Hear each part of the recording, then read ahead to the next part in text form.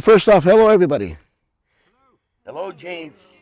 Thank you for coming down to this event, Contacticon, which was totally organized by Tyler. Okay, Tyler Scott. Originally it was supposed to be at my place, and we had a few issues with my place, and then Tyler took over and did an amazing job. So this is amazing. What a spot. The trees alone speak magic. The rocks, the lake, everything. We got Mother Nature right below us, and that's the magic of everything. So we're in Ontario. We're in a special place in the world. A lot of people don't know that Ontario has a lot of portals. It's got a lot of haunted locations. It's got a lot of ghost towns. It's got a lot of history. It's got a lot of history. And if you look it up on the web, you'll see what I'm talking about. The Great Lakes, for instance, they got YouTube videos on it. They'll blow your mind, especially Lake Superior, right? So we're in a hotbed, a paranormal hotbed, a spiritual hotbed, a UFO hotbed. And speaking of UFOs, so I got into UFOs by accident, really. When I was younger, I seen a couple UFO sightings. Well, my first one's written in the book. I was 9 years old. And I didn't exactly know what I was watching or seeing. But it was a mind bender. It was 1977. And I won't say anything else more, it's in the book. But that was my first encounter. It was also that year was my first ghost encounter, where I seen my grandfather about 3 hours before we knew he was dead. He showed up in the dining room table. For some odd reason, I woke up in the middle of the night, which I never did before. And I'm going into the kitchen to get a glass of milk. I'm 9 years old again. And I see Grandpa right at the table, dining room table. And I'm going, Grandpa. And he waves to me. And he nods out. And he disintegrates. And I said, wow. I said, that's crazy. I said, I'm 9 years old. I don't know what to make of it, right? A couple years prior, we put him in a nursing home, but he did live in the house. And then we got the phone call, right? And anyway, so I'm an empath, so sometimes when I talk, I get the impressions. I knew already he was dead. And when the phone call came in, I went running into the kitchen to talk to my mom. And I said, is that Grandpa? And she looked at me and she goes, she dropped the phone, right? And she goes, how did you know? I said, he was here. And, that was my first ghost experience. And anyway, problem with being an empath is this, right? The emotions, right? You can't control your emotions, right? Which is another problem I have too, because when I walk around in the world and I see people, I get impressions of people, right? So it's like, it's good in a way and it's bad in a way, because if there's a bad dude walking down the street, okay, I think I'll go to the store and hide, get away from his vicinity or whatever, do something else. But if you feel pain, other people's pain, you feel it too. And it's a heaviness. The beings up there said to me, the message, they said, you've got the purest heart, and that's why we visit you. Then I asked him a question one day, a long time ago. I said, look, what's my purpose in all this, right? Because I'm like, a kid that, just grew up crazy and whatever. And they said, just be a facilitator, be a talker. Be a person that can open the door for people to tell their story and facilitate their story, facilitate events to get people talking about their experiences so other people know and other people can talk about it. And then it'll be like a snowball effect where a little ball of snow starts falling down a mountain and becomes a landslide, but a landslide of goodness. So I said, okay, I'll try to do that. And that's what I try to do for last... I think since, 2002, I became a ghost hunter or parapsychologist, and then I did that for 3 years, and then the leader of the group kind of went a little satanic, So I had two little kids at home, and I said, no, I said, I got to quit. And I quit. And I took a little hiatus. And then I remembered when we were going on ghost hunts, I seen the Men in Black. I had UFO encounters too, which was crazy. One time we were filming the science of ghost hunting. And we were in Burlington, Ontario, which is a haunted hotbed, by the way. And there was a bunch of houses on Lotus Street. And Lotus Street backs onto a graveyard, an old graveyard. Because Burlington's one of the oldest towns in Canada, by the way. And a couple of the houses were experiencing hauntings. So they called us up. And the TV show wanted to do a movie, which was a documentary called The Science of Ghost Hunting. They have some of the stuff in the documentary, but not all the stuff, because of course there's cuts in the filming process. But the leader of the group had a digital camera. And he snapped a picture. And he looked at me right away and goes, Jimmy, look at this, right? As soon as I seen the picture, I said, well, I get excited. I always go, wow, that's awesome, right? I blurt it out. So I go, gray, right? And when I said gray, everybody falls in their tracks. But that's the picture he got. There was a gray peeking around a bookcase, right? Like this, right? And he got the picture, right? And then, of course, now, you know, you get called to a haunted house investigation, and then they want to, well, what did you see? And I said, well, it's sort of like an interdimensional being, because that's what it is, yes. But it's not really a ghost as we know it. It's something else. And they said, well, what is it? I said, well, it looks like a gray. So we showed them the picture, and they were flabbergasted, right? So this is all like paranormal work, right?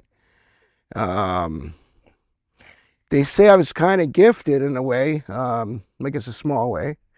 They would say to me, the best thing you could do is always catch me off guard. Because when you catch me off guard, I'll give you a straightforward answer quickly.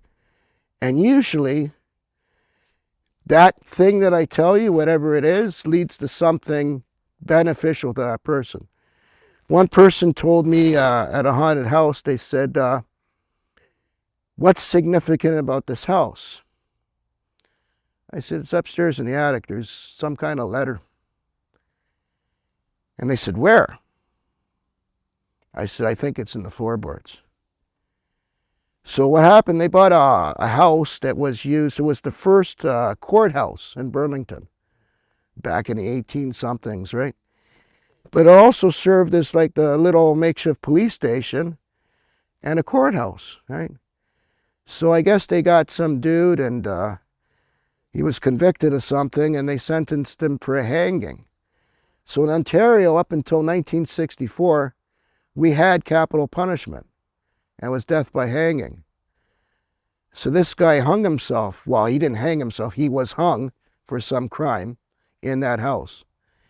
And months later, they had a renovation happening, and they wanted to fix up the attic, right? And that's where the door was. They dropped the person from the floor, and he hung to the second floor from the attic.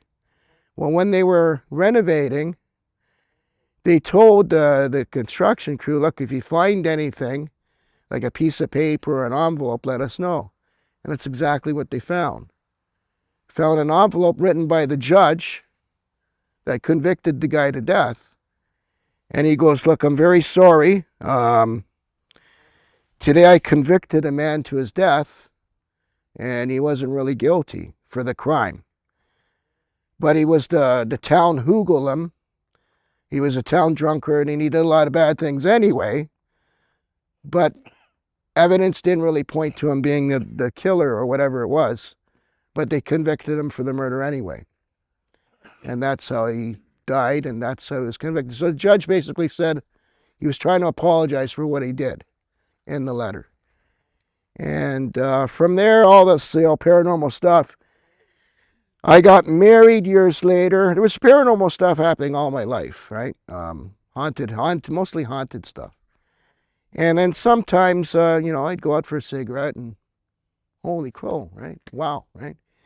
So one of these holy crow moments, I was naive and I picked up the phone and I phoned the police, right? I said, look, how do I get a hold of the Army, right? He goes, the Army? I said, yeah. I said, I see a UFO. I said, we got to alert the Army. So he hung up on me, right? And so I said, okay. I said, this guy is son of a gun. I said, I'll phone back, right? So I phoned him back. And I go, look, I want to report a UFO sighting. Who do I call? He hung up on me again. Now I'm getting mad. I'm saying, look, buddy, I'm trying to warn the public here. Could be an invasion, right? Naive, eh? Like, going back, I was an officer, right? So, James, you're trying to save the world? I'm trying to. Yeah, I thought I didn't know what's happening, right? So I phoned back, and he goes to me, look, if you call me one more time, I'm going to send the cops over there, but they're going to arrest you for disturbing the peace. So I hung up on him. Right? It's like hilarious, right? So let's take it to 2001. 2001, I was engaged to my wife, Italian girl, pretty girl, right? I love her very much. But she, she never believed in any hauntings or ghosts or paranormal stuff. UFOs, are you nuts? No, I don't believe in that, right? So when I asked her, I proposed to her, I said, look, I love you and I want to marry you and everything else, but I'm a little strange, right? I'm different from most people. And she goes, what do you mean? I said, well, I can only tell you it's going to be a wild ride, right? It's going to be exciting. And you're probably going to see things that'll blow your mind because that's what's been happening all my life.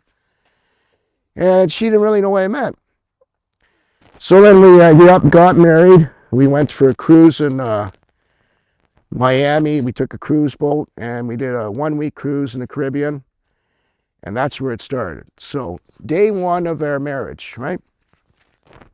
We get on the boat, 2:00, we board the boat. We've been up for a long time because we got married.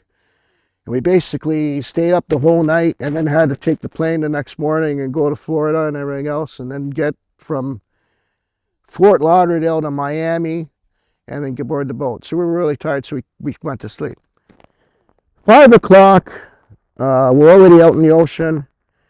And we hear this drill or whatever it was, PA announcement. Everybody, put on your life jackets. The life jackets are located here and there, and I'm thinking, holy shit, day one and the boat's sinking, right?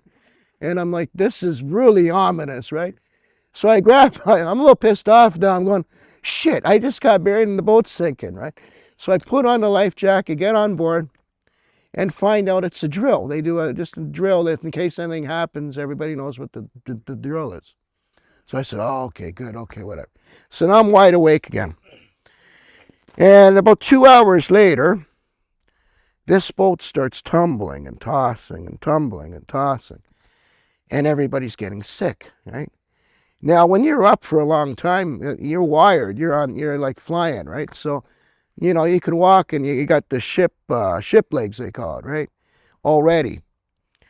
So on day one of a cruise, it's what they call the honeymooner's meal, right? It's a big gala meal, champagne and wine and everything, right? Big thing, big event, suit and tie and stuff like that. So we went down. Well, we're the only ones in the whole entire restaurant. And I'm thinking, holy crow, is this? It's like a time warp, like, where is everybody? And the staff says, everybody's sick, right? The boat's tossing, it's going in the waves, right? Big storm happening, right? And we're like, okay, whatever, right? And I see all this, like, champagne everywhere, right? I'm like, holy crow, look at it, we got 12 bottles of champagne ready to go, right? And nobody came. So I started inviting the staff over because there's no one in the restaurant. I say, tell your boss, just sit with us, we'll have a meal. Like, don't let the champagne go to waste, right? So the entire staff sat with us and we got drunk that first night, right? And so they're telling me that the next day, we're like rock stars. Hey, Mr. Borg, hey, Mrs. Borg, hey, go do this in Nassau. Nassau, hit this place, go horseback riding, do this, right? Telling us all the good things about the trip, right? You mean The staff was getting drunk. The staff, they got drunk, and the next day they were very happy because they're not used to that. It was the first time somebody's actually invited them to a table. Is that like a liability? I mean, Well, they is did. that allowed? I guess it was allowed that day because it happened, right? But What was that, Tyler? And if we could just keep questions to the end, or raise your hand for the speaker, please. okay, cool. And so anyway, I went on a horseback ride, and it was in Nassau, right? So last time I horseback ride, I was like, 12 years old or whatever, right?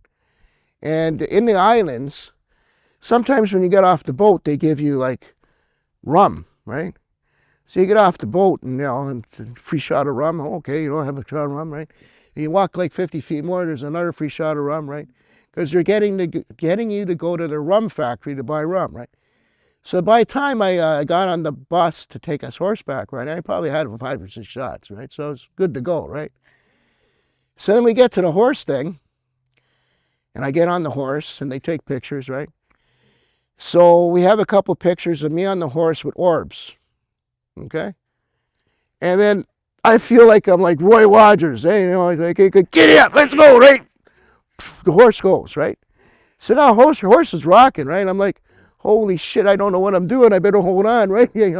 I haven't been on a horse since I was young, right? And the horse took me for a ride, right? So I was a missing person for a little while, right? Because they had to send the other horses to look for me. But again, when we had the pictures developed, there was orbs all over me, right?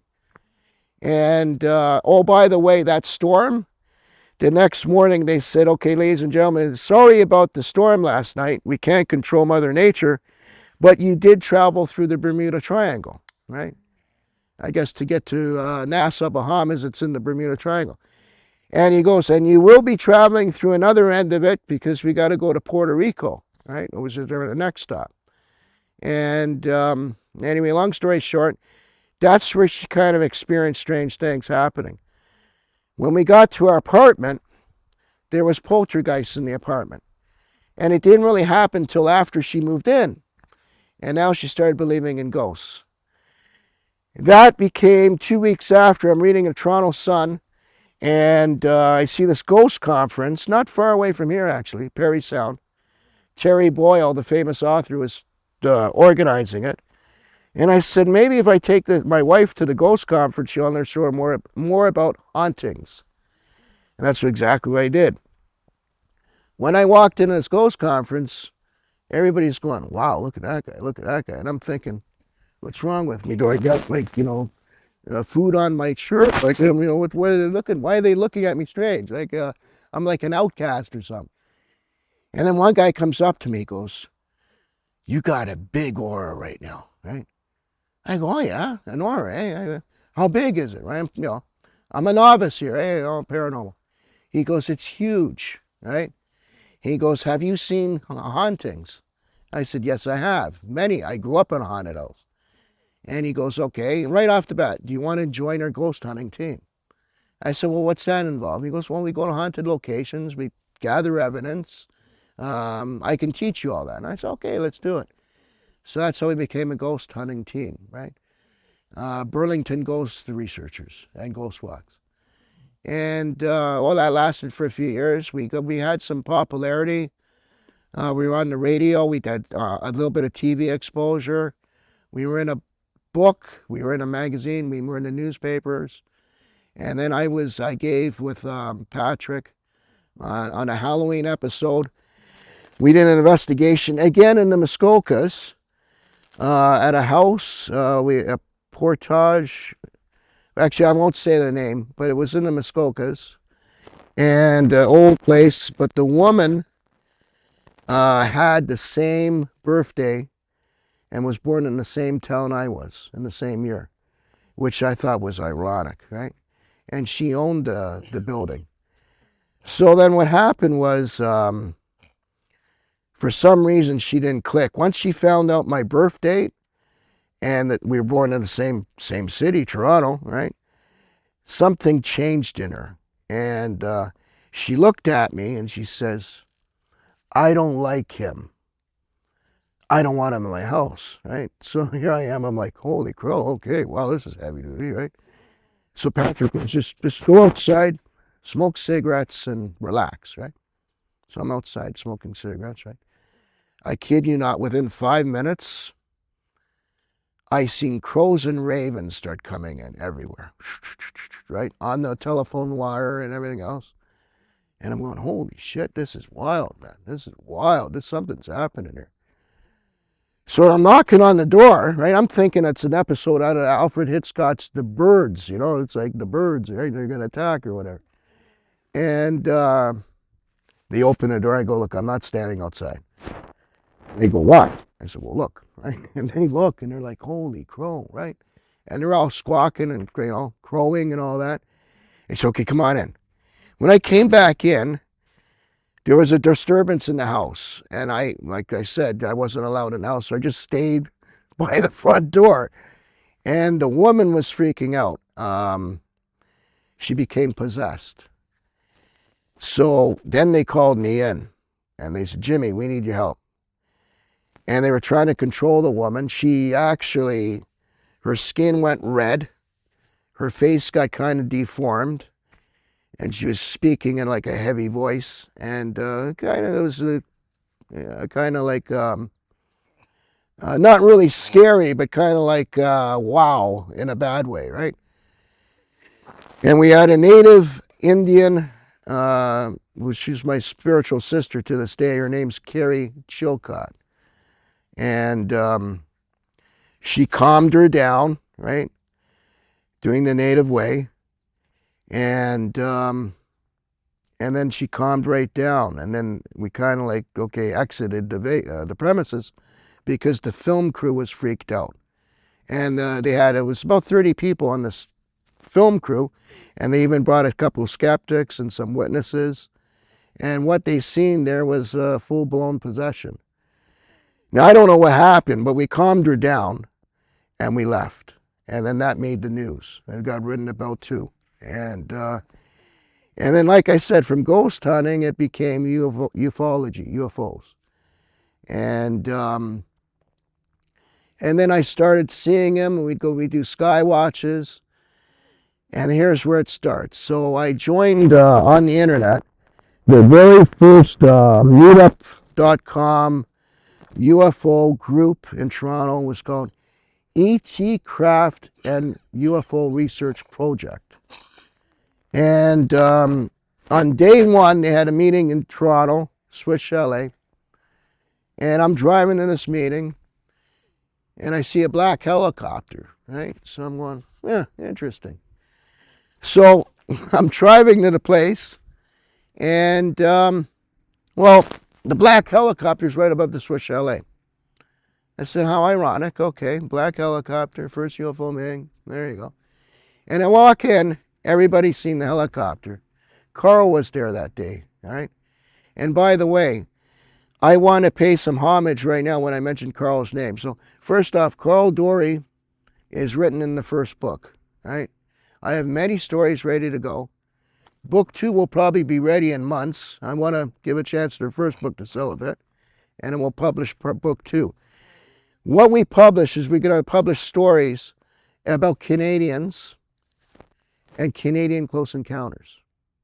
So if you have a sighting, contact us, and if you want to be in a book, we'll take your story and we'll put it in the book, right? And because this is what I was supposed to facilitate. Stories getting out there. People from ordinary people saying their story. So you know what happened to Charlie, and Charlie knows what happened to Sheila, and Sheila knows what happened to Tyler, and so on, right? And we get it all documented. It's a form of disclosure.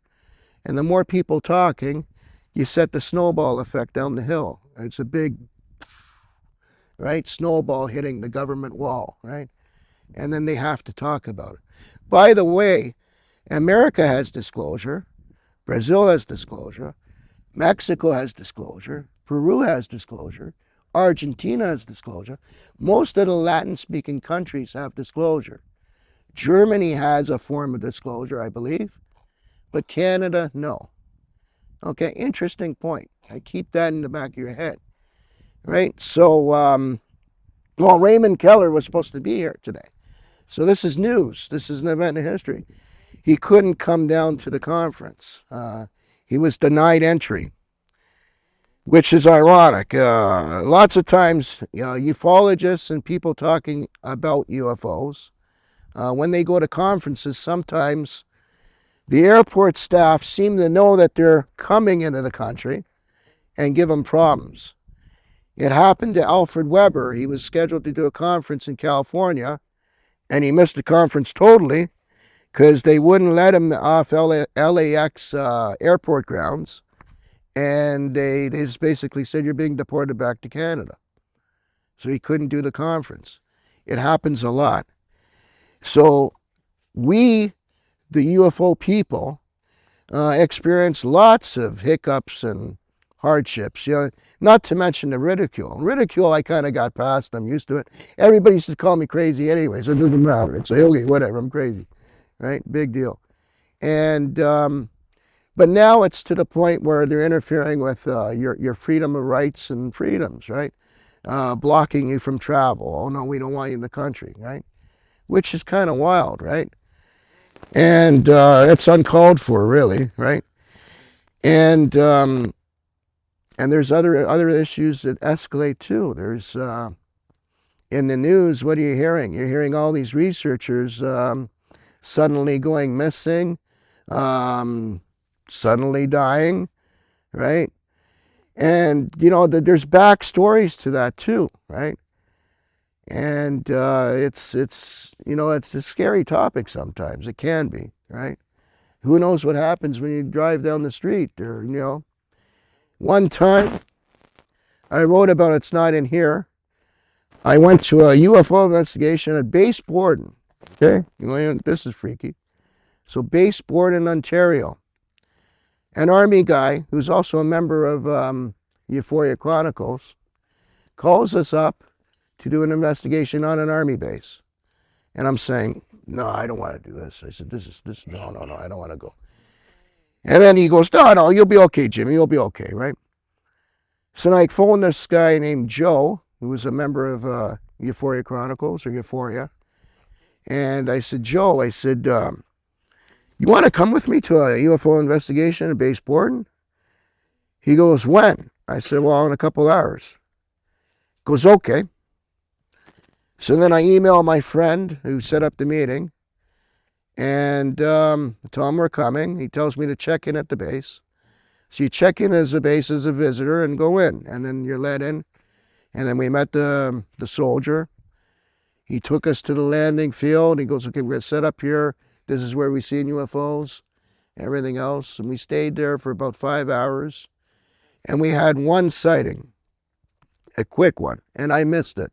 I was in the trunk of my car getting some out, and that's when it happened. Very quick sighting. Really nothing to write home about, but it was a sighting nonetheless. And then we were told, okay, you got to go, because visiting hours is closed. So we left, and of course we checked out of the base. You got to sign out, right? So there was email sent confirming that we're arriving, plus they know that we were there and they know we're leaving. So about 20 minutes drive to the 400 from the Base Borden, roughly it took me. We're driving down Highway 400, and I see this black, well actually, it was like a burgundy Cadillac with tinted windows. A Cadillac Eldorado, 1979. This is like, 2000s, eh? So I'm going, wow. I said, what a fancy car. Like, it's shining as we pass it. Black, it's a burgundy Cadillac, black tinted windows. About 3 minutes later, I'm driving in the right-hand lane on 400, doing 110, 100, right? Kilometers an hour. This thing with no lights drives right on the soft shoulder and cuts me off. It's actually a racing move, okay? Paul Tracy used to do it. He got in trouble for doing it too. What happens is you take out the right tire and it spins the car around. The other car that caused the accident goes off. As the car's spinning around, all the other cars pile into you. So when he cut me off, I swerved and braked hard. So I went around him, right? And, I didn't go around him. I kind of went around not to hit him. He took off. and I took off after him because now I'm mad. I used to have a bad temper too. They used to call me the Tasmanian Devil, right, for my bad temper. And of course, he activated my bad temper. So now I'm chasing him. So the hunter becomes the hunted. And we're going down the highway. Now, the guy beside me, he's a black belt in karate. All right, so he's, a pretty tough guy. And he's going, Jimmy, he goes, you're scaring me here. What's going on? I go, buddy, he just tried to kill us. Right? I'm chasing him. Right? So anyway, right around Highway 9, the Cadillac takes off, exits. And then Joe was saying, don't follow him, don't follow him. So I stopped. I calmed down. I said, okay, whatever. Right? So things like that happen. Carl Dory is our original member. Charlie and Greg joined in 2010. And I want to thank you guys for being here. You guys are friends for a long time, and we've shared a lot of things together. Carl Dory's written about in the pig roast incident, where the police helicopter comes to our skywatch, and with the UFO sighting involved. There's even a picture of that, with the helicopter and the UFO, right? And so Carl Dory was there. There's a lot of people I'd like to thank. And well, number one, Tyler, thank you very much for facilitating. Okay, you should be in the history books for this because it's a fantastic event. When I couldn't host it at my place, he said, no problem. He said, just do me one thing. Get Keller down here. I said, okay. And I tried. But we'll get him on the phone, okay? And but I want to thank you for everything you did. You did an amazing job, brother, right? And so my hat's off to you, right? My hat's off to everybody who's involved in ufology, too, no matter who you are. Yes, sir. Quick question. What year was it that you went to Borden? Probably 2014, 2015-ish. That's not Yes, sir. that's not the only sighting in Borden too. I have talked to a woman who's had a profound UFO experience. Wow. Okay. At that year, I was actually with 400 Squadron at Borden. Do you know a guy named Oliver Theobald? Oliver Theobald? Yeah. Or Tebow. Tebow. Tebow. Yeah. Yeah, Ollie Tebow. Yeah. He was the guy who invited me. Okay. He was a member of our group, right? Now, what's ironic, I'm not saying, I don't think it was Ollie, but what's ironic about all this is there was email sent, and there could have been surveillance because I believe my phone was tapped, my computers were surveillanced. I was probably one of the first because in ufology, once you get your nose in it, the government gets their nose in you. And so I guess there was a record saying I would be going to Borden. They knew when the visiting hours would close, so they would say, okay, he's going to be leaving that time. And then, like I said, there was a parked Cadillac, like ready, right? And I passed it, not really thinking, right? And then I find out that a lot of things that happened in history, they used Cadillacs, right? And now they're using SUVs, right? Like Hummers and the big cars, right? There's a couple names that escape me, but the modern cars now. But they all have one thing in common. They're usually black or dark colored, and they all have black tinted windows, right? So anyway, it's the thing to be aware of, right? It's an obstacle, right? Camp Borden is also, James, the highest concentration of UFO sightings are in the Camp Borden area. Actually, where does that information come from? Oh, it was known to people who studied and people who knew how to research properly. A lot of the information that you get from the government and a lot of information you get from MUFON and international or national or sponsored UFO groups, you're going to get misled. But if you go to a private group Okay. that's not attached to any organization, For instance, James. Well, we'll talk. Let James finish, and we'll talk about it. Sorry, Dave. Sorry. That's okay. No problem. So, okay, Charlie raised a good point. I get this question asked a lot. They said, in all your research, where is the most UFO sightings happening? Okay, so if I was to put my finger on it, Lake Ontario is a hotbed without a doubt. From Hamilton to Oshawa, doesn't matter where you are, anywhere along that shoreline. And we had many UFO sightings to prove. Like most of our sky watches, because we were based in Brampton and Toronto and Mississauga, we usually picked a park on the Lake Ontario shores. All right. Grimsby's another little pocket too. Grimsby, Ontario. Okay, we had some stuff happen there. Actually, I was written in the Hamilton Spectator for a sighting there that they tried to disprove. With two people who are now missing people, ironically. Yeah, that happens too. So I know 3 people since 2003 or 5 that were in our UFO groups that are now missing people. We even went to, one of them's name's Lester Cherney, or Lester Maverick. And we tried looking for him and finding out what happened to him. And Jackie Yarrington, who, bless her soul, she's moved on in the sky. She even went to his apartment, talked to the super. Where's Lester? What happened? They denied it. I was at Lester's apartment many times. And he lived there. He lived there for about 10 years. And now they're denying the fact they lived there. What's ironic about this, I'm telling you a lot of stories that aren't in the book. But they'll be written about it. Because these are things that are interesting tidbits. In 2017, Lester phones me. And, Lester, me and Lester were good friends, but we used to argue a lot. He used to always say, well, you drink too much, Jimmy. You party too much, Jimmy, And I said, well, yeah, whatever, right? And well, he was right, yeah, right. And but we were still friends. But he phones me up. He goes, Jimmy. He goes, get up to Rouge Beach, okay? We're having some activity here. I go, what's going on? He goes, well, the Navy's here.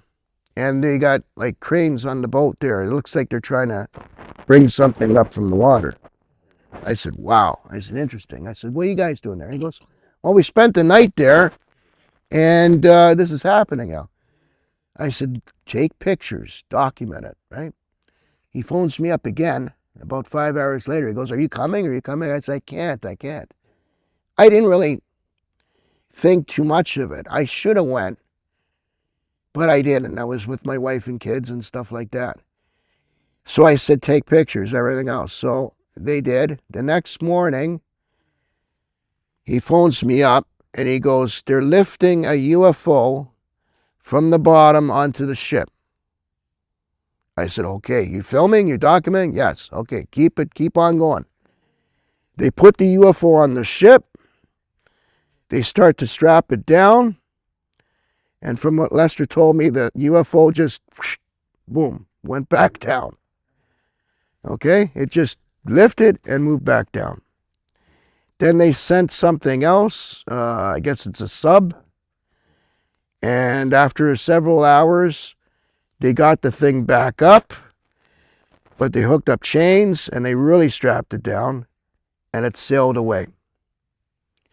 That's the last time I heard of Lester Maverick. Or Darren, his friend Darren. And then he went missing. So I tried calling. He wasn't answering. And I didn't know what to do, right? So a couple of weeks later, I started phoning Jackie and Carl. And, hey, have you heard from Lester? No. And then he became a missing person. That's something that happens, right? There was another woman that... Rouge Beach in Toronto, right near the marina. So there's a marina and there's a Rouge Beach. Charlie had a sky watch there one time. Yeah, many. There's a nuclear facility there, and wherever there's military bases, there's a lot of activity in those bases. And the nuclear facility, that'd be an attraction. Any military, Kingston, Are you Camp talking about Borden. the Rouge River by the nuclear plant? Yes. Yes. I did rescues out there. Okay, that's cool. Yeah, that's right. Yeah, I've done quite a few out there. So, like you, Military from the military. facility. Okay. What kind? Like, can you be more specific, or? There's 19 guys who are highly trained, basically the equivalent of high-end tactical force. Okay. Their job is to ensure that nobody can attack the facility. They're very dangerous guys. I believe it. Yeah. So what happened? They were in distress. You had to rescue them, or? No, I would just rescue people who were having difficulty on the water in their sailboat or their whatever. So there was disturbances on the water. Well, yeah, but I wouldn't say it was linked to anything unusual. It was just I did search and rescue all across the waterfront from the Rouge out to Oakville Okay. and across to the U.S. and down to Niagara Falls, everywhere. Right on. Yeah. And on that area, we had UFO sightings. I didn't know that. I've never. The funny thing was that when we were doing it, I was never looking up.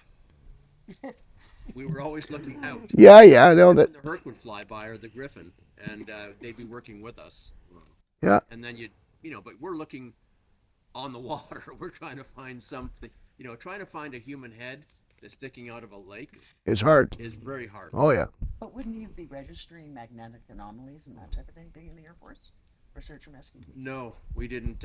We didn't do that. No. We would just be doing search patterns and trying to find people that were missing or sinking or on fire. Have you had any experiences in Hamilton Bay? Yeah, well, we did. Oh. In Hamilton. Okay, interesting. Missing persons. They had several boats that was only once. Okay. But because it's pretty far, Hamilton Beach is quite a hike down. Down the road, yeah. So in Hamilton Bay, we did a lot of investigation work on Magnetic Hill in Burlington. But if you climb the Magnetic Hill and sit on the top, you can look out in the bay like this through the trees. It's exactly like this, basically, on a big cliff. And you can see the lake, and then you can see Hamilton. So what happened was, it's rumored to be a UFO base there. So we went there, okay, let's go check it out. Let's see what happens. So, and it's wintertime, right? But the ice was, I guess, not thick or whatever. Water was free. And we didn't see it come out of the water because we couldn't see where it came up. It just rose up, right? And we had our backs, we're talking nonchalantly, and somebody goes, Jimmy, look at that. Holy shit, you know what I mean? So we're taking photographs, but it took a bit of time to get the camera out, and take the photograph. So we got one photograph. I did anyway. I don't know what the rest of the group did, or if they had one, but you could see it coming out. So it kind of confirmed, hey, it came from the water as a so-called rumored UFO base. You know what I mean? And we had an experience. Another one, since you're search and rescue, I want to talk about this, because this way it's good knowledge, right? Grimsby Beach. What was I doing at Grimsby Beach? Okay, the first time I went there, totally oblivious to it being a UFO connection. My 2-year-old son needed a diaper change, and we're driving in the car. So my wife says, Jimmy, let's stop somewhere because she got to change the diaper. Okay. So I'm driving on the QEW, and I see Casablanca Boulevard. We're heading to Niagara Falls. So I pull over, and I see this, I see Lake Ontario. I say, okay, I'll go head out to the lake, right? And I find this little road, and it goes right out to the lake. And we park the car. Me and another friend, we get out to have a cigarette while the diaper change is being done. And we see like a strip of beach. It's kind of private because it's like a hill, and then you got to go down the hill, and there's the beach. Really cool beach, actually. Within 5 minutes, I find a quartz rock, and I pick it up. It's got a piece of gold in it. I'm going, interesting, right? So for the next 2 hours, we tore apart that beach looking for gold, right? Didn't find any more. I just found this one rock, right?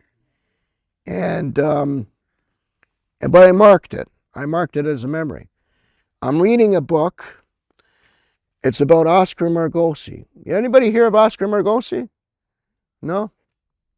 You, Charlie? Okay, of course, with Lester, yeah. So Lester, again, the guy that went missing, he was a big UFO guy, right? And he knew in 1980, I think he died in 2000, a guy named Oscar Margossi. Oscar Margossi worked for the CBC. He was a camera guy, like you, Greg. And he had a cottage in Halliburton, which is actually not too far away from here. And he wrote a few books, underground UFO books, which I have. And he talked about his experiences with orange orbs that he claims are the Psycheans, which hardly anybody knows about. And in the book, he also lists known locations in North America. I think there's 12 of them. What's ironic about all this was out of the 12 places mentioned, I've probably been to 7 of them already, right? Including Key West.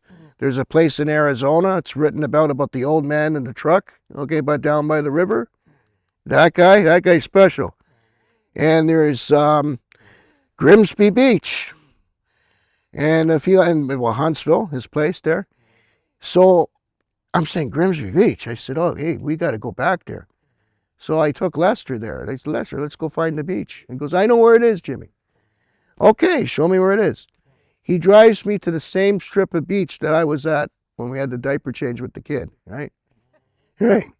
And, yeah, we got some pictures of a UFO, right? It was a red light, looked like a ball and whatever. And then I phoned, I sent back in the day, you could send your UFO sightings to people, which sometimes was good and sometimes was bad. And I'll tell you reasons why. So on this one here, I sent it to Brian Vike. Brian Vike sent it to the Hamilton Spectator. Hamilton Spectator contacted a person by the name of Rob and tried to poo-poo the story. Hamilton Spectator took my story. I gave him the story as honest as I can be. And the other person tried to poo-poo the story, which was normal, whatever. And they said, oh, he doesn't know what he's talking about, blah, blah, blah, and so on. And that's where it ended. But it did end there, right? It's a normal thing that they do that. They try to disprove everything. It's a fact of life. Also with that, when you submit a UFO sighting, I found, because everybody said, you got to, submit your story, right?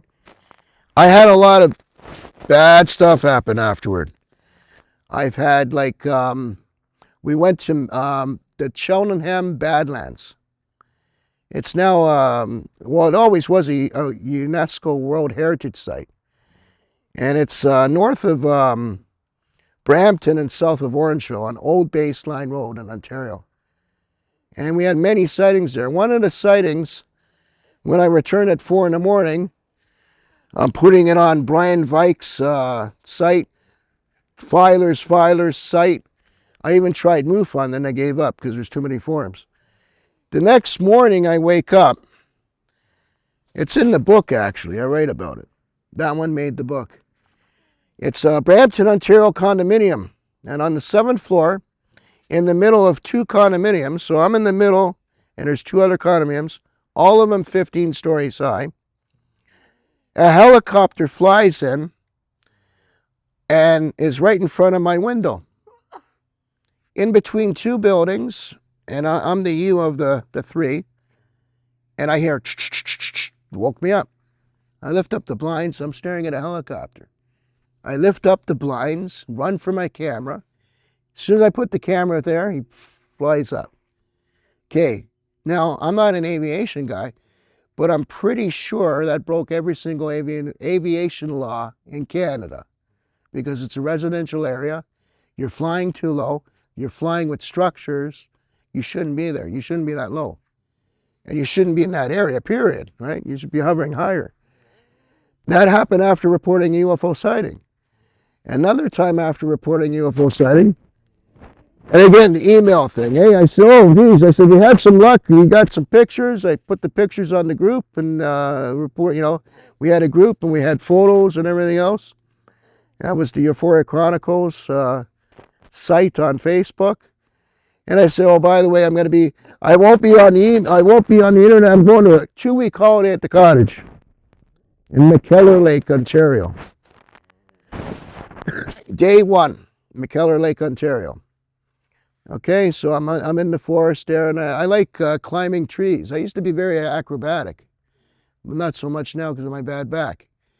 So I used to climb trees with a machete, and I'd knock off all the dead branches, right? Clean up the tree and everything else. And, well, I'm up probably 2 stories high, and I hear the ground shake. Sounds like a bloody earthquake, right? I'm saying, what the hell is this, right? So I start coming down fast because I'm thinking it's an earthquake, the ground shaking. I get down, it's not the ground shaking. It's a black helicopter. When I looked it up, it looks like a cross between an Apache and a Black Hawk helicopter. But it had 2 missiles on the ends, okay? Like I could see the missiles. And had a machine gun in the front. And it's staring down, hovering at me, right? And I'm going, holy shit. I didn't even know Canada has this helicopter, right? Like, apparently Canada has a poor military, right? I don't think it was Canadian. I think it was from NORAD or something. They sent it to me to scare me. Anyway, I stood up and I went like this. You know what? If you want to fire, fire, right? And the guy looked at me, and I could see the guy's face. He could see my face. I just did the Jesus Christ pose. And he flew off. That's that will be written about, but a lot of people know that story if you're in the group. And the bottom line is stories need to come out. And you're going to meet people in your life. Like we're here now. I never met you ever, okay? You all have a story to tell, an experience, all right? Or maybe you don't. But you might leave here today, and I don't know, maybe 3-4 weeks, maybe 3-4 months, something might happen, right? Pay attention. Another funny story, we're going to Silent Lake. You were there. Carl Dory was there at Silent Lake Provincial Park. And I'm driving with a Buddhist monk. Check that one out, Buddhist monk. You get meditation, Buddhist monk, You can't get any better than a Buddhist monk, right? I don't know, right? So he's in the back seat. My kids are in the back seat. Wife's in the front seat. We're driving. It's about a 5-hour drive from Brampton to Silent Lake, or 4 hours or whatever it was. And halfway through, we're driving up. We're going to the Skywatch thing event, campground. And my son goes, look, Dad, what a beautiful bird. And he goes, look, Daddy, UFO in the sky. Holy crow. Yeah, okay. So we got a nice bird flying around. So I pulled over and we get out. And my wife sees the UFO. My son sees the UFO. My little daughter sees the UFO. But the Buddhist monk can't see the UFO. I'm going, buddy, it's right there. Come on, look right there, right? No, I don't see nothing, right? But the other 4 people that aren't into meditation see the UFO, right? So I'm scratching my head. I said, how can he not see the UFO? This guy meditates like 6 hours a day and he can't see the UFO, right? Like I was baffled, right? Oddities, weird oddities. But it's common. Like somebody could see one thing and nobody else will see the other thing. It happens sometimes, which baffles my mind, right? I'll tell you a story about a Bigfoot sighting that I had. This goes back a long time ago. And I never knew it was a Bigfoot thing because we were using magic mushrooms and we were kids. So what happened was we were underage too. So we climbed up a school roof, right? And drinking beer, like teenagers do, right? And, we did some magic mushrooms. Here's where it gets interesting. I remember seeing a Bigfoot come up, and he put his hands on top of the roof of the school, which is about, 10 feet high, easy, right? And we're getting freaked out, like, whoa, wow, wow. So we scurried up to the gym roof, right, which is a little higher, and we stayed there. And then we kind of phased out. I don't know what happened. I remember seeing this thing. And then it's like we kind of had missing time. And then we're looking, we still had some, beer. And now we're like, the mushrooms are coming off the mushrooms, but we don't remember. We were missing time. And I'm going, guys, did you see the Bigfoot? What Bigfoot, Jimmy? What Bigfoot, right? I go, you didn't see it? I go, why do you think we climbed up to the gym roof, right? No, Jimmy, no, you're hallucinating. You're hallucinating. Maybe I was, I don't know, because I was on magic mushrooms. But I remembered the story, right? I told Judy, I said, there was one time, I can't say I had a Bigfoot sighting because I was on magic mushrooms. Okay, and yeah, it's true. You're on magic mushrooms, maybe you're just hallucinating, right? But it's ironic because those two friends to this day deny that happening, right? Yes, sir. There's a lot of research now that psilocybin and those kinds of things, it's not so much they make you hallucinate things, as it is they allow you to take in more of what's actually there in different frequencies of light and stuff. So take these experiences with a grain of salt, but there are shit tons of people that have taken magic mushrooms and not been like completely fucking out of their minds, have had beings like that. And it's not just Sasquatch, it's like a mantis being. Yeah. Little people, right? Little There's people, a mushroom now that in Japan or something, they take it and you see the little people. That's amazing, yeah. I've also read in some Gnostic texts that the mushroom and pot, right? First off, pot's in the Bible, right? I don't know exactly where in the Bible, but they say it's mentioned in the Bible. There's 10 things in the Bible, herbs that's mentioned, and pot is one of them. Magic mushrooms, there's a lot of lore in Christianity, ironically, right? Like Christianity, like they're totally against a lot of the stuff we're talking about. They have like some of the saints taking the mushroom, right? And eating the mushroom and having like an angelic experience of some sort.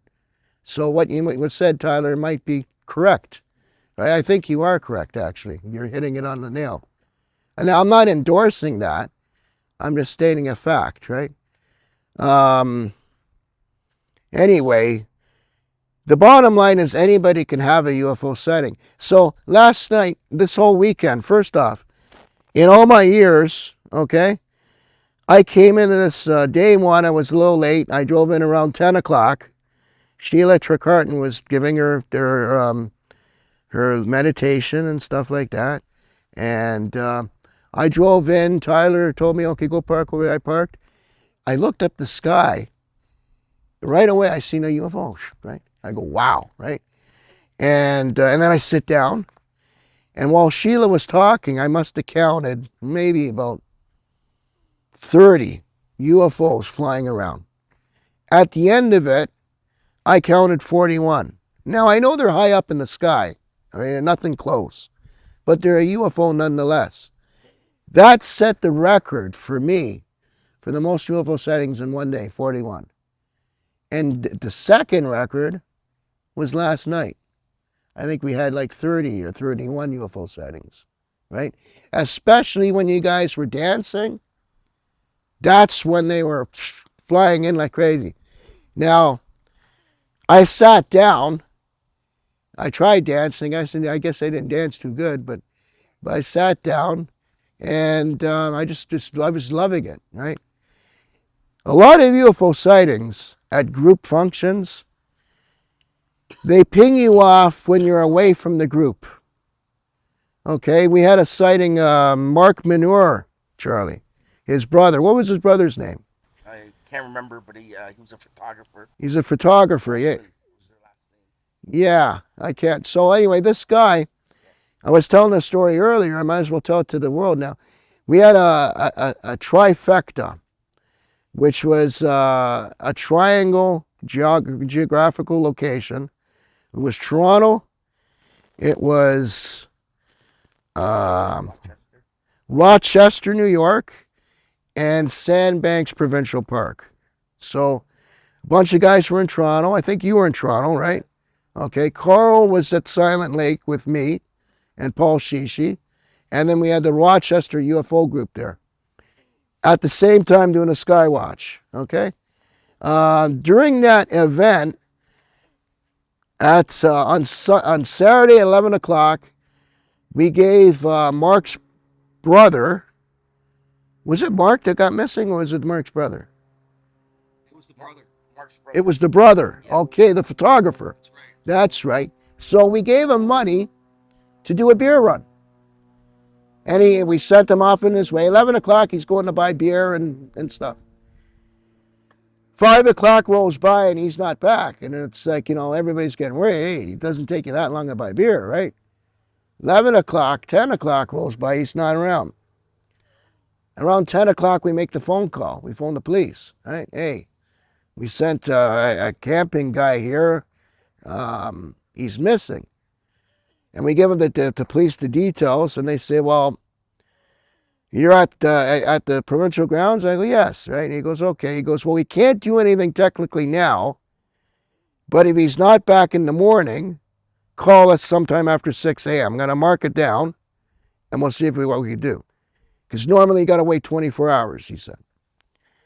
And anyway, they said 11 o'clock, the cops show up at the provincial grounds, and now that we put an APB on the guy. We're looking for the guy. So a couple hours later, they find his car. They find his car on the side of a side road, door open, wallet on the front seat, no guy in the car.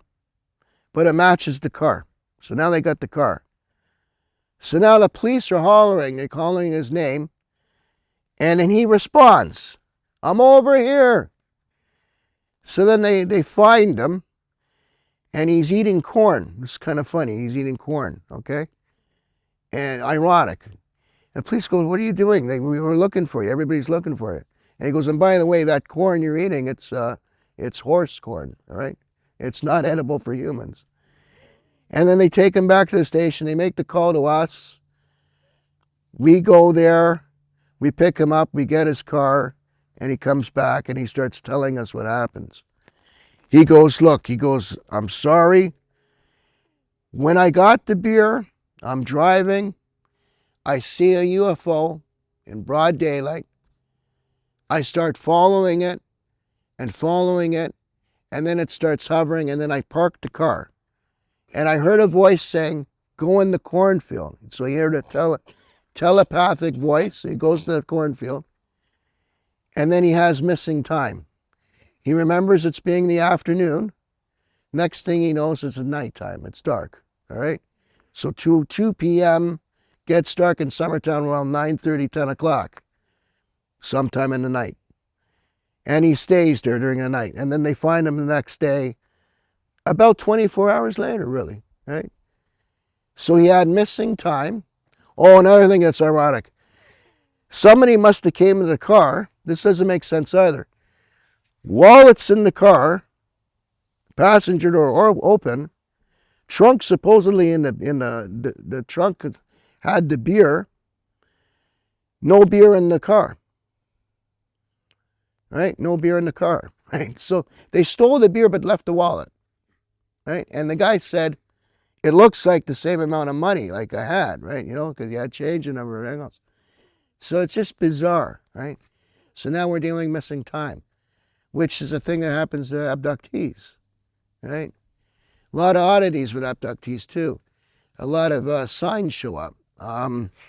With me, and it's documented in this book, there's 3 oddities that happened to me during alien abduction, right? So one was a scoop mark right here, right on my leg. That's one. By the way, I got sort of like a burn there too. That's from a Harley Davidson actually when I got on with shorts. The muffler burned me, but anyway, that stung like hell too. And then there's another oddity was my left ear. This is key, the left ear thing. So I had this thing, it was like a cyst in my left ear, and it was disgusting. And didn't like it. So I went to the doctor. I said, look, is this cancerous? What is this? She says it's a non-binary cyst. I said, can we remove it? She says, well, you have to go to a plastic surgeon. I said, okay, well, let's set up an appointment. I want it out. So during the operation, they don't put you to sleep. They just freeze the ear and then remove it, remove the cyst, so-called cyst. When the doctor's removing a cyst, doctor's a cool doctor. A guy, cool doctor. He drives a motorcycle, right? So cool doctor. He goes, buddy, he goes, this ain't a cyst. I go, what is it? He goes, I don't know what it is. I never seen it before. So I said, okay, doc, I'll tell you, I'm an abductee, a UFO abductee. He goes, what? I go, I'm a UFO abductee. I said, whatever you take out, can you put it in like a specimen jar? He goes, yeah, sure, no problem. So he removes it. Looks like a triangle, right? Looks like a tooth, actually, but it's not a tooth. I think nothing of it. I take it. I said, okay, this is weird, man. Weird, okay? Dr. Roger Lear, Los Angeles surgeon, most famously known for removing alien implants. So I researched Roger Lear. He did 16 operations. 3 of the operations removed the exact same thing that came out of my ear. And 3 other people. It's always the left ear for some reason. People with tinnitus, again, UFO abductees, they have tinnitus. I asked the question, where is the ringing coming from? Is it the right ear or the left ear? It's the left ear, Jimmy. Okay, right, left, right, left. Right end path, left end path. Okay. Inversion. Okay. Magic. Okay. Right, left, good, bad, yin, yang. Okay. If you want to hide something, you want to hide a map, you code it, right? If you want somebody not to know, you change it. They inverted it. Left hand side, heart side, is actually the good side. Right side is the neutral side. Gnosticism teach the same thing. You put copper on the left hand of your wrist, right? You wear a piece of metal here, iron, right? It's a form of protection. Left hand path, right hand path. They changed it. They hid the knowledge. It's always left. Left is always your heart center, right? The left side. Left ear. Left ear, right? That's where they went. Left ear. Not right ear, left ear. So, if we understand you correctly, so somebody that has tinnitus in their left ear, Yes. what can you do for it? You're saying, There's actually, I think it's a gift, actually. It's accepted. With me, oh, this person is ringing so loud they can't handle it anymore and it keeps getting louder. yeah, I know, that drove me nuts too. And they usually get headaches. I get lots of headaches too, right?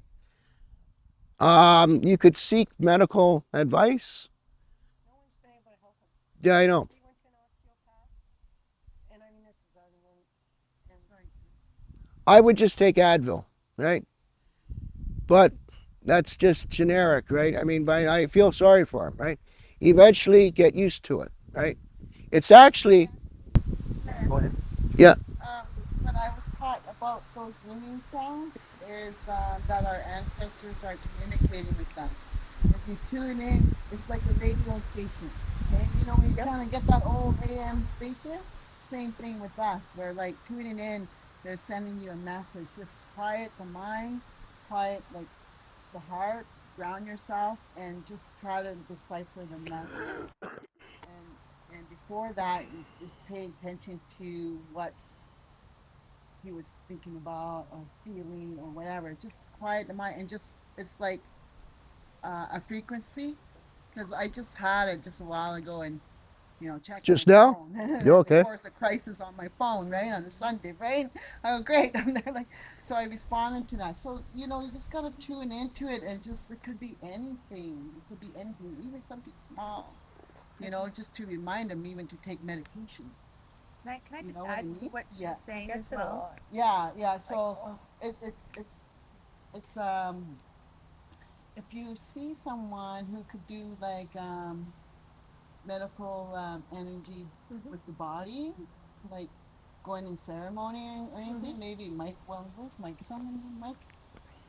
Mike, you know what I mean? Like you could tune in and you could see what's wrong with this individual, like what he needs, what kind of medication he needs, what kind of plants he needs, or tea.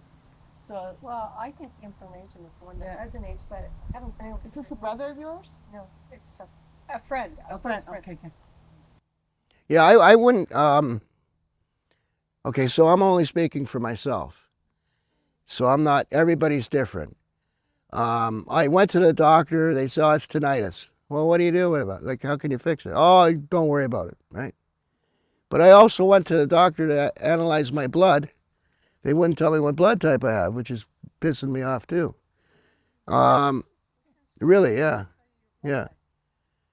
And with the tinnitus, I always got that they're around me, right? There's some kind of download, like you were saying, right?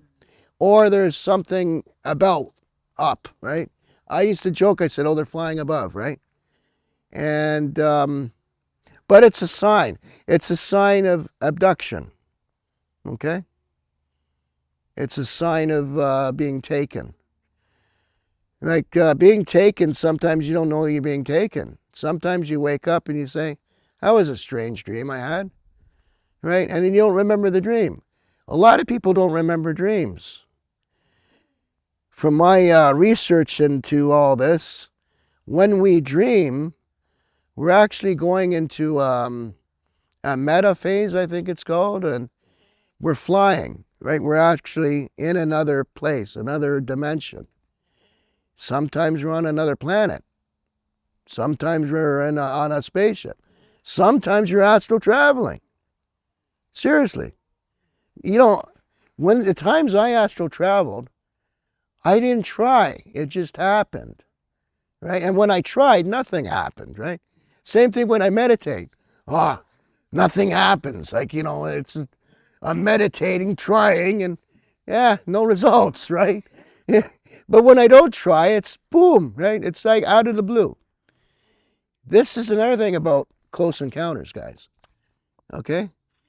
The best UFO sightings will happen usually when you don't have a camera. Kid you not, right? The closest ones I had no camera, right? Right? Another thing too, here's one for you. We're a group setting. I had 12 people at my cottage in McKellar. 2002. A couple of them psychics, because I like hanging around with psychics. They kind of my cup of tea. And couple normal people, like non-UFO related people, and some friends. And the whole evening, we were supposed to go fishing. And so we ate dinner. And I said, we'll go fishing tomorrow. I don't want to go fishing. And then we went to the lake and they said that I was just for hours looking in the sky, like I was hypnotized looking in the sky. And they said I was going back and forth and my neck was even sore. I felt that. And then it happened. The night went on. It's probably midnight. They all went upstairs to roll a joint. Me and my wife stayed by the fire, and we started French kissing. And that's when it happened. So we're French kissing, right? And I see this green thing come down, right? And it happened so quick. So imagine, well, there you go. There's a green thing. It's about this. It's a little bit bigger than what I seen, but it's like a Volkswagen shape of a Volkswagen bug. oval, like an egg, with a brown windshield that you couldn't see through, right? About the same color as Carl's brown, right? And we were like French kissing. We both look up, and I go, UFO, right? Every time I say UFO, they scatter, right? So this thing shoots up. In 1 second, it's beyond space. And I go, wow, right? When I said wow, everybody in the cottage comes screaming, what's going on? What's going on? We just seen a UFO. We just seen a UFO, right? My wife was mind blown. I was mind blown. I was mind blown, not that I seen a UFO. It was my closest UFO sighting to this day, other than being on the craft. But being on the craft was kind of like etheric, right? It was an etheric abduction, right? But this thing, I could have touched it if I wanted to. I could have threw my cigarette pack and I would have hit it, right? It was like 10 feet away and relatively small, like a Volkswagen Bug car, like from the 60s, right? So maybe what, a 2-seater scout ship? Neon green in color. That's another key, right? And, but again, I was away from the group. So it's like we're at the group here, okay? All right, I'm going to go home in a few hours. I don't know. I got a couple-hour drive ahead of me, right? I'm sure we all do. You never know what might happen. Maybe the last person here, maybe it's going to be Tyler, because he's the guy here, he's organizing this. Maybe when we all leave, something's going to happen to Tyler. Maybe on a good thing, because sometimes it happens like that. They pick and choose, right? They pick and choose. And another thing, sometimes we can try, we say, oh, we want them to come, we want them to come. It's up to them, right? What I was told is you got to go meet them 50% of the way. We did that. We came 50% of the way right now, right? We did our job. It's up to them to show us, right? Or come to us. Maybe it won't happen to us right now, but the fact that we're being here right now, it's like Bigfoot, okay? I don't know much about Bigfoot. You know, there's Mike Patterson, Julie, they know Bigfoot, okay? So, you know, she's seen a footprint by my car. I go, get out of town. She goes, yeah, come here, Jimmy. She's teaching me, right? And I'm saying, wow, right? And maybe now Bigfoot knows me, right? I say, this guy Jimmy, okay, hey, Jimmy, right?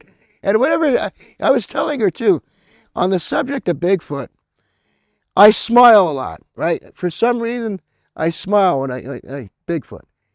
And I do that because of Mike Patterson's audio. Every time I hear them, I smile, I laugh. It's like brings me joy, and I'm kind of laughing. I was telling you actually yesterday, he was playing audio, and I whispered in your ear, they're saying, what did I say? He's Standing right next to you, stupid. Yes. So when the audio Mike was playing, he goes, I don't understand what they're saying. I'm standing right next to you, stupid. Right? Or something to that effect. Yeah. And I told him, I kind of deferred to what they were saying. I could hear it. Also, when they go, whenever they say Mike's name, it's kind of unjust and fun. Mike, right? They don't say Mike, they say Mike, right? Like that, right? And I thought that's hilarious. It's like, you know, someone poking fun or having fun, right? And the marbles thing, well, marbles is a game. It's like having fun. I think they like to joke around and have fun, right? But you don't know that until we converse and we talk and we have experiences, right? So all this subject, close encounters, it all ties into the paranormal, right? And the etherius, the etheric world, the dimensions, right? It all ties in. Everything ties in. Even where we are here in Muskokas, right? You go 70 kilometers north of here, you got Huntsville. You go up 30 kilometers north of that, you get Oscar Magoshi's site, right? Which is apparently a known UFO site. That's that great. Right? You go into Perry Sound, you go north of Perry Sound, you go to McKellar. Well, that's the second most place I've seen UFOs, which was the family cottage we had. And the most UFO sightings I ever had in one city, guess where it happened for me? In Brampton, Ontario. Who would have thunk it, right? Right in the city, you know. It's a very ethnic place now, right? And I had over 150, no, I had over 200 sightings, or 100. I think it was 100 or 200 sightings in a condominium. It's written in the book. In a 3-month span in 2007. That's astronomical. And not only me, my wife was seeing them. Right, I come home from Jimmy, I seen a UFO. Right, Jimmy was seeing it. And then the people on that side of the building, they were seeing it. The security guard was seeing it. The security guard was telling everybody. Everybody started seeing it. The whole side of the building was having UFO sightings on the north side. Just mind-blowing. Then I would go in the other. Oh, hi, UFO guy. How are you? Hello. They didn't know my name, but they knew I was the UFO guy, right? It was little old ladies, 80-year-old ladies. Hi, James. I seen a UFO last night. That's mind-blowing when an innocent woman, 80 years old, says, hi, James, I seen a UFO sighting last night. It's like, wow. Like, this is wild. It's happening. It's disclosure. That was 2007, right? It's amazing things. Anyway, I'm rambling on. We wrote a book. It's the first book. It's Raymond Keller and myself. The book is mostly old stuff that happened, okay, with a couple modern stuff. Tyler Scott and Mike Patterson are in the book. They're in the second last chapter, okay? They're UFO sighting at Lost Channel, which was a cigar-shaped UFO. Another guy, a guy by the name of Nick, his sighting's the last one because it was the last one in chronological order. Because Uforia Chronicles, it's chronicling, right? So the first book, like I said, it's got Raymond Keller's files. All the files that he had from the 50s and 60s on Canada is in this book, mixed in and sprinkled with a couple of mine and a couple of other people's. The next book is going to be starting off the same way. It's going to start from the very first time, like the early in time, like the 80s or whatever, all the way to current time. Third book, same thing. And we encourage people. I put my email right in the book. That's a first. No one's done that. If you have a signing, email me. If you want to be anonymous, we'll leave you anonymous. If you want to make up a name, I'm Wilma and Fred from the Flintstones. I'll put that down, right? Hey, let's be comical. It's a sighting nonetheless, right? You're being anonymous, right? But people need to know, right? People want to know, right? Even a guy that works for the military, right? Hey, let's all be friends, man. You know what I mean? Seriously. Right? All be friends. Isn't it what it's about? It's called love, right? Love is the highest frequency. You can't beat love. You can't. Even when you're dealing with a demon and you're performing an exorcism, go up to the demon. Man, I love you. Man, I love you, right? A conversation with a demon. You know what I would say? I would say, buddy, I said, Mr. Demon here, who's your boss? Oh, it's so-and-so, yeah? Have you had a break? Break? What do you mean break? Well, have you ever had a chance just to relax? Maybe sit by the beach or something, right? Well, we don't do that stuff. Well, why not, right? I said, oh, why is this one boss the boss, right? Why don't you have a union strike, right? Think about it, right? Convince them to say to the boss, hey, we've been doing this a long time. We need a break. Let's end it. Let's end this yin-yang, dark, light, and just become one, right? Here's another thing, too. Some people said to me, Jimmy, what's your opinion? What would you do if you caught the worst Satanist and a killer and everything else? What would you do to him? I said, I wouldn't want to do anything. I said, that's not for me to judge. That's for the source to judge. And I'm not mentioning any God. I'm just saying it's a source. And, but in the end, I know what they're going to say. Forgive and forget.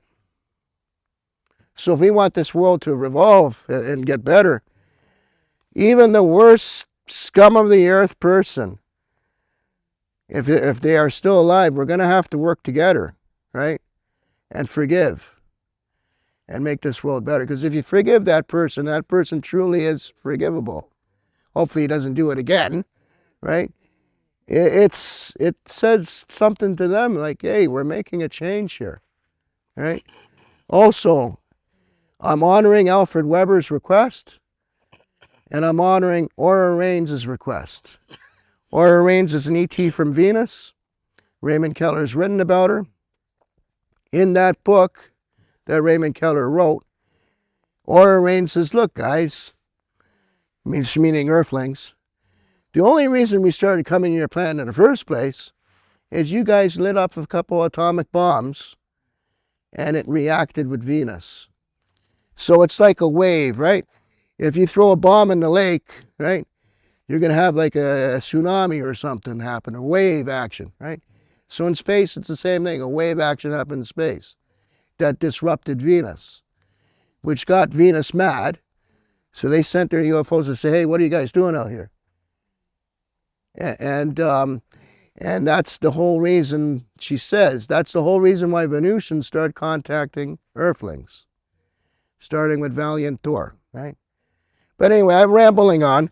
The book's $40. It was written by Raymond Keller. And do we have any quick questions? Shoot. You had a fascinating story about you took a snapshot of a green sea monster with that breathing apparatus, and it looked like a piranha. And I remember, I still have a couple of those pictures. Save those pictures. Can you talk about that? Sure, I could. That's a fascinating story. So I was dealing with a kid in Florida. He inherited some money, quite a bit of money actually. He was looking for some researchers to rent a boat and go to Key West, and between Cuba and Key West on Google Earth. Now, Google Earth, when it first came out, we found a lot of stuff. I even found shipwrecks. So he found the line between Cuba and Florida, actually just outside Cuba it was, and it went like hundreds of miles. And he claims it to be a highway, an underground highway in the water. And he wanted to prove his theory. And then I emailed him, and he never emailed me back. And then I lost track of him. And then clicking on the internet randomly, right? That's the source works in randomness.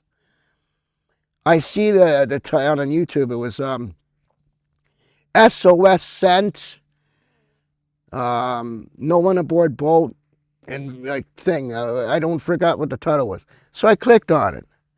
Here's the kid. Here's the kid I emailed to be on that mission. He says, okay, here's the captain. He's also a scuba diver. And we're going to go. We're sailing out now to the location. And we're going to do an investigation. Then it goes to the diver, captain going down. He goes, okay, we got a camera on board. We got a camera with the diver. He's diving in.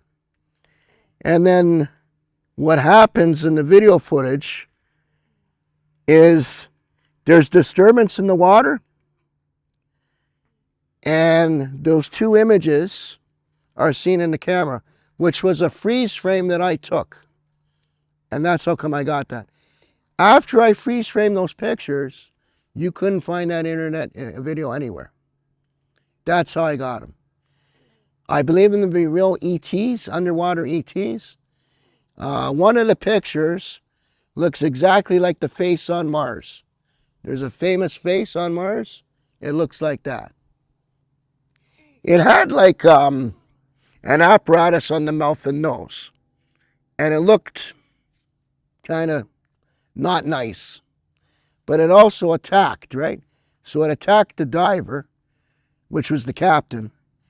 I presume they killed him, which is SCE-6, Close Encounter 6. It's in the back of the book. All the Close Encounter definitions are in the book. That's the one you don't want to have. You want to have a CE5, you want to have a CE7. You don't want to have a CE6. A CE6 means an event that caused death, which was that what happened there. And then, as soon as that happens, the guy panics, and he's doing the SOS right away, right? He sends the SOS off, and then the boat was found with nobody on board, and the tape's still running, right?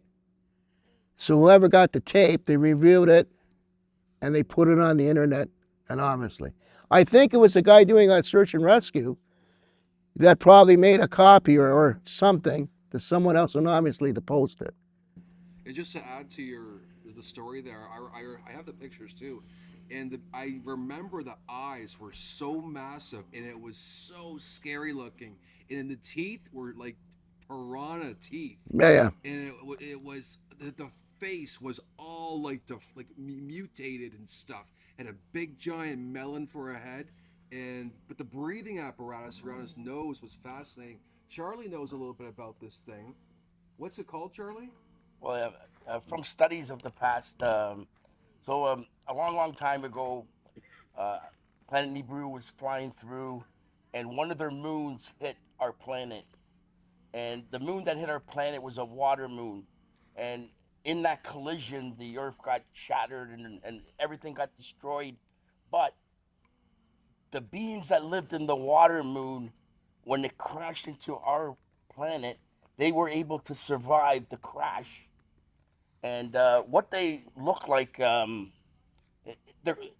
called Maldikian trogodolites, like cave people. You know the creature of the Black Lagoon? You know what that looks like?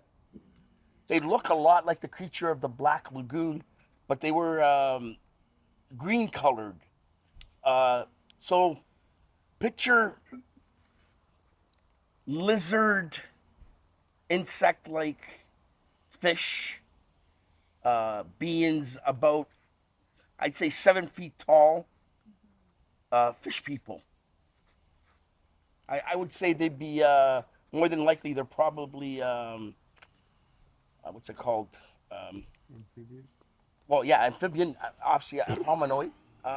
But those that breathe methane gas breathers. Interesting. Tyler. There you go. I just want to say we're pushing 1 o'clock. We need to take a lunch break. Yeah. To get to Dr. Keller. So Okay. Is there any final questions for? Yeah, just a quick one, James. Thoughts? So you were talking about the ones that could see the UFOs, the ones that couldn't see the UFOs, the one that could see the beings, and the ones that couldn't see the beings. But you were the first to present this to us, where you would take pictures of things, and then all of a sudden, when the pictures got made, you saw the being or you saw the craft.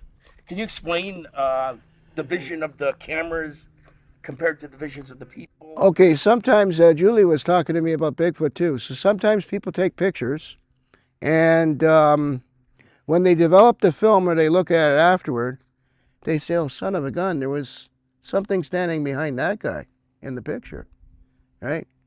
And you don't notice it when you're taking the picture, but after the picture's taken, it shows up, right?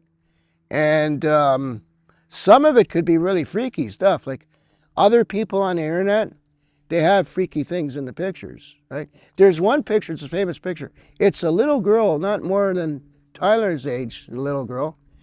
And there's like an alien guy standing right behind her.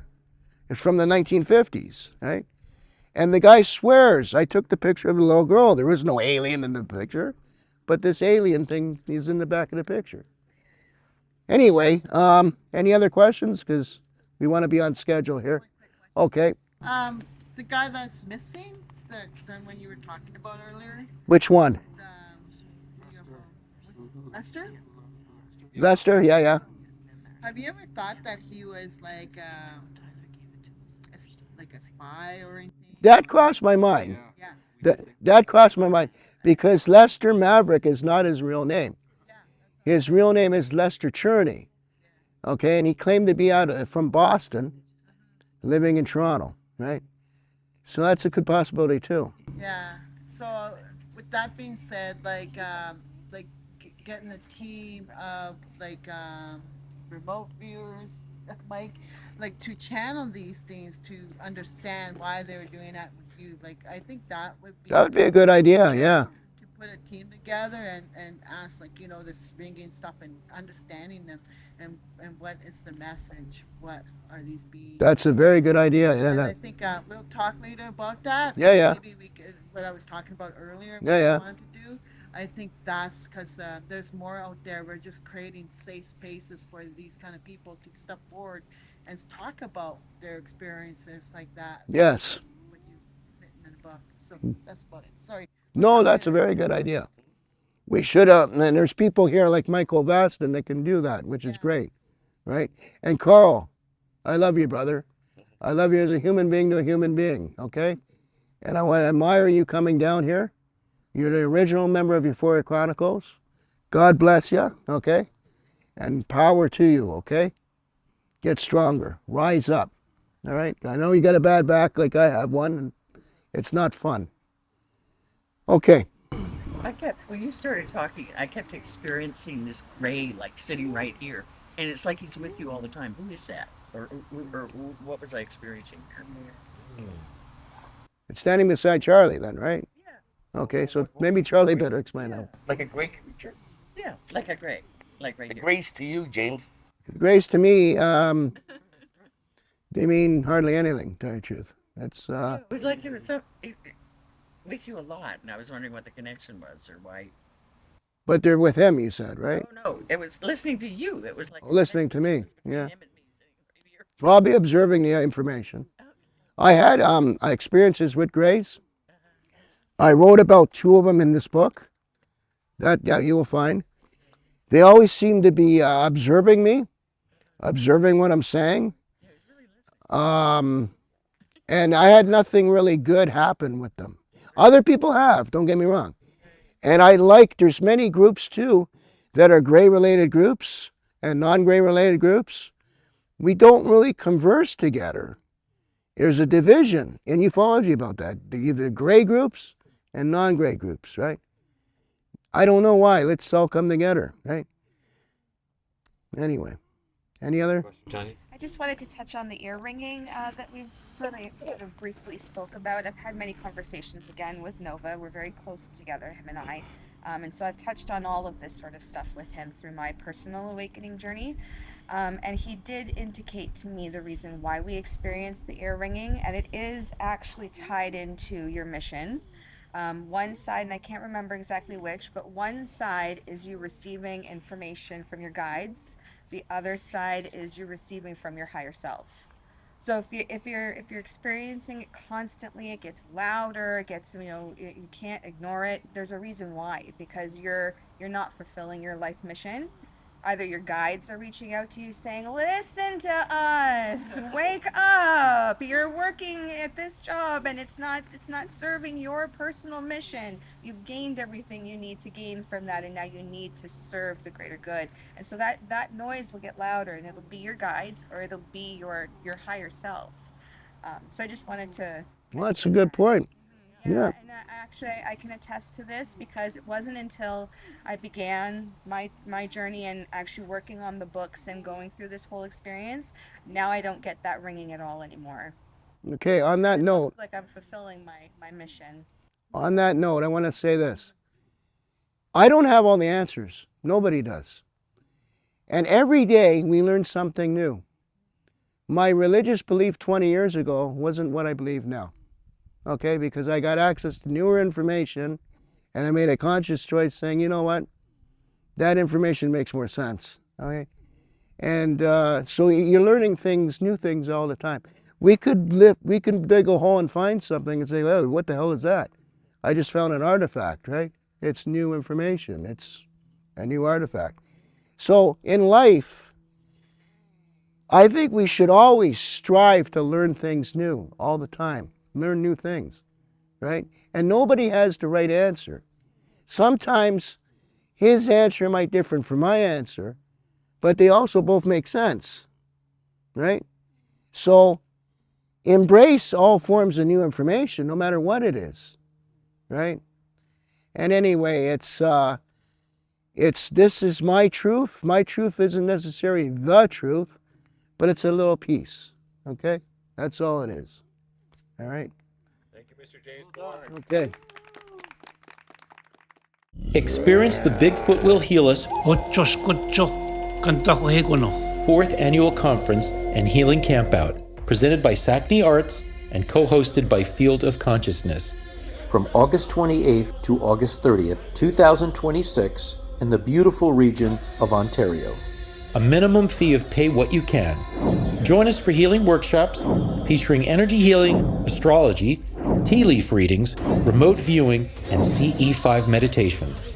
Engage with Sasquatch clans through live interactions led by traditional healer Judy Sackney and Ian Snyder, a friend of a Sasquatch clan, including many guest speakers. Sean Orris, Mike Fastine, remote viewer, Tyler Scott, Mike Patterson, Sasquatch researcher and contactee, and group past life regression sessions with Leslie Mitchell Clark, master hypnotherapist and regressionist. Special appearances by Zoom by Brian Bland of the Pork and Bean Show and James Brost. Enjoy an art exhibit and delicious indigenous foods, including bison burgers. Don't miss this chance to heal and connect with the Sasquatch clans. For more information, contact sackneyart@gmail.com. SACKANEYART@gmail.com.